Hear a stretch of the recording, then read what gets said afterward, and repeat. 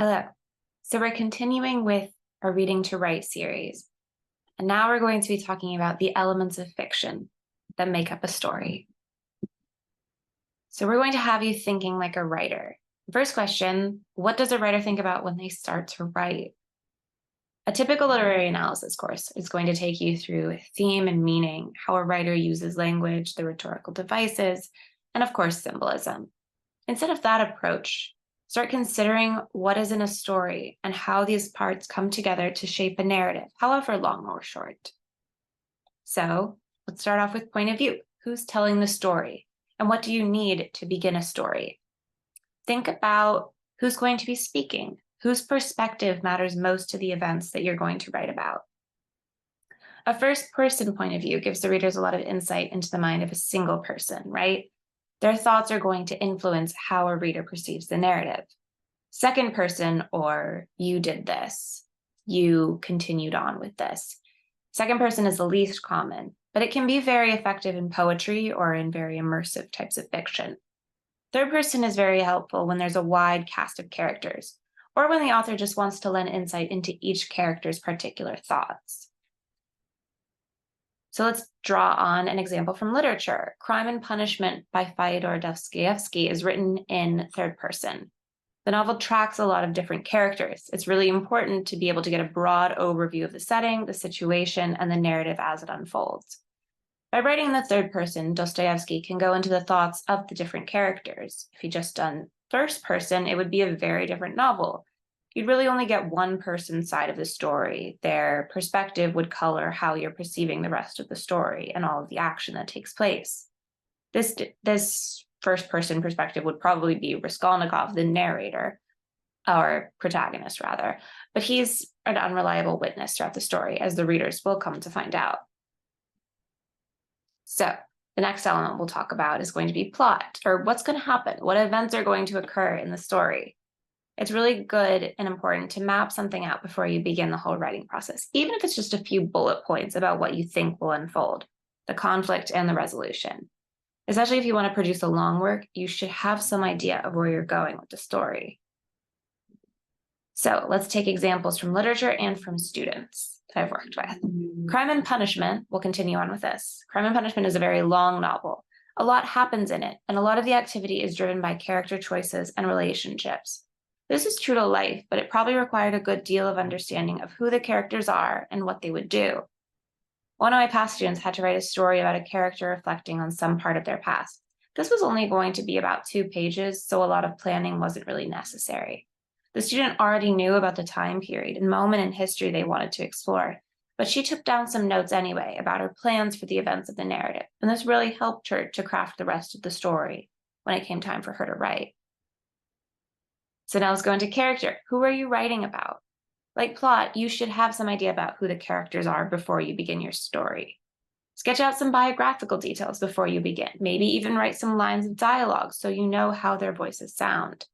It's likely that Dostoevsky knew a fair amount about his characters in Crime and Punishment before he got started. At the very least, you should work to understand your own characters if you're going to write a story or a novel with many of them.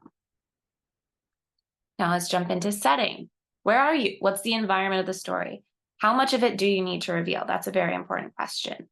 Is the setting going to be very significant to the events of the plot, or is it just pretty simple?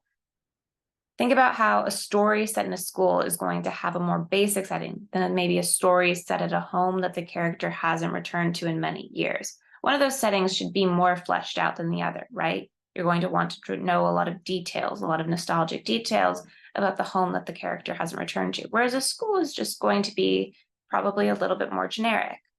Crime and Punishment, this novel, it takes place in St. Petersburg, Russia, and you're going to get a lot of details of the city in the book, the different places, different houses, shops, and the canal.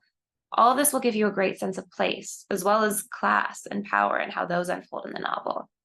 Raskolnikov, the protagonist, is a poor student living as a tenant in a very small room. Knowing that detail, it will give you insight into his current way of life, as well as his position in society. So let's take on a student example now. One of my students said her story in an examination room in Tang Dynasty, China, but there were other important places in the story too. The character sits under a plum tree in her family's courtyard in one scene. The student writer uses details in nature to prompt her character's reflection. This detail is successful because all of these elements help us to understand the character's thoughts and feelings. Setting can be a really great way of showing how a character is in the world. It shows status and it can show emotion too. Think about how your characters are going to interact with their surroundings if you want to build up your setting and make it more compelling and real. And now let's jump into theme. What are you trying to say? What's the point of your story? What do you want a reader to really take away? A theme doesn't really have to be an explicit message. It doesn't have to be a moral. It can just be disparate thoughts about the nature of a thing, like how families are complicated or the difficulties of a certain choice. A writer can maybe compose something about a character reflecting on their past, which would lead a story down many different routes. So let's jump into a student example. I have a tiny little passage from what a student wrote. With renewed determination, Li Mei picked up her brush, feeling the bristles against her fingertips, sending shivers down her spine. She was a poetess, a dreamer, and the essence of ancient China flowed within her. Through her words, she would capture the world's beauty and transform it into verses that would echo through time. In that peaceful moment, as the sun dipped below the horizon and the first stars started to twinkle, Li Mei found comfort in reflecting on her past. She was a middle school student in the Tang Dynasty, connected to history's threads, and she would leave a lasting impression on the world with her poetry. So what messages are you picking up on from that passage? The character finds comfort in reflecting on her past. She feels determination in her exam. She wants to capture the world's beauty and transform it into verse.